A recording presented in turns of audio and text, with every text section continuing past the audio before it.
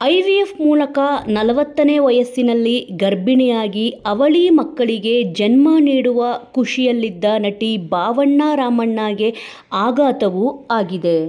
ಹೆಣ್ಣು ಮಗುವಿಗೆ ಜನ್ಮ ನೀಡಿ ನಟಿ ಆರೋಗ್ಯವಾಗಿದ್ದಾರೆ. ಮತ್ತೊಂದು ಮಗು ಹುಟ್ಟಿದಾಗಲೇ ತೀರಿಕೊಂಡಿದೆ. ನಟಿ ಭಾವಣ್ಣ ರಾಮಣ್ಣಗೆ 2 ವಾರಗಳ ಹಿಂದೆ ಹೆರಿಗೆಯಾಗಿದ್ದು, ಹೆಣ್ಣು ಮಗುವಿಗೆ ತಾಯಿಯಾದ ನಟಿ ಭಾವನಾ ಅವರು ಸದ್ಯ ಆರೋಗ್ಯವಾಗಿದ್ದಾರೆ. ಆದರೆ ಒಂದು ಮಗು ನಿಧನವಾಗಿದೆ. IVF ಮೂಲಕ ತಾಯಿಯಾದ ನಟಿ ಭಾವನಾ ಇತ್ತೀಚೆಗೆ ಶ್ರೀಮಂತ ಮಾಡಿಕೊಂಡಿದ್ದರು. ವೈದ್ಯರ ಸೂಚನೆಯಂತೆ ಹೆರಿಗೆಯನ್ನು ಮಾಡಲಾಯಿತು.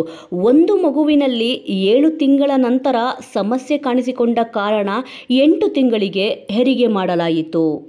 ಸದ್ಯ ಒಂದು ಮಗು, ತಾಯಿ ಇಬ್ಬರು ಕೂಡ ಕ್ಷೇಮವಾಗಿದ್ದು, ಮತ್ತೊಂದು ಮಗು ಹುಟ್ಟಿದಾಗಲೇ ತೀರಿಕೊಂಡಿದೆ. ನಟಿ ಭಾವಣ್ಣ ರಾಮಣ್ಣ ತಮ್ಮ ಬಾಲ್ಯದಿಂದಲೂ ಮಕ್ಕಳ ಜೊತೆಗಿರುವುದನ್ನು ಇಷ್ಟಪಡುತ್ತಿದ್ದರು. ಆದರೆ ತಮ್ಮ 20ನೇ ವಯಸ್ಸಿನಲ್ಲಿ ತಾಯಿಯಾಗುವ ಯೋಚನೆ ಗಂಭೀರವಾಗಿ ತಟ್ಟಿರಲಿಲ್ಲ. ಇನ್ನು 30ನೇ ವಯಸ್ಸಿನಲ್ಲಿ ಪ್ರೀತಿಯ ಆಕಾಂಕ್ಷೆ ಇದ್ದರೂ ತಾಯಿಯಾಗುವ ಬಗ್ಗೆ ಯೋಚನೆ ಮಾಡಿರಲಿಲ್ಲ. ನಾನು ಯಾವಾಗಲೂ ಮಕ್ಕಳ ಸುತ್ತ ಇರುವ ವಾತಾವರಣದಲ್ಲಿ ಬೆಳೆದೆ. ನನ್ನ ತಂದೆ ತಾಯಿ 3 ಸಹೋದರ ಸಹೋದರಿಯರು, ಸಂಬಂಧಿಕರು ಮತ್ತು ಸ್ನೇಹಿತರ ಜೊತೆ ತುಂಬಿದ ಮನೆಯಲ್ಲಿ ಬೆಳೆದೆ. ಆದರೆ 40ನೇ ವಯಸ್ಸು ತಲುಪಿದಾಗ ತಾಯಿಯಾಗಬೇಕೆಂಬ ಆಸೆಯನ್ನು ತಡೆಯಲಾಗಲಿಲ್ಲ ಎಂದು ಹೇಳಿಕೊಂಡಿದ್ದಾರೆ ನಟಿ ಭಾವನಾ ಅವರು.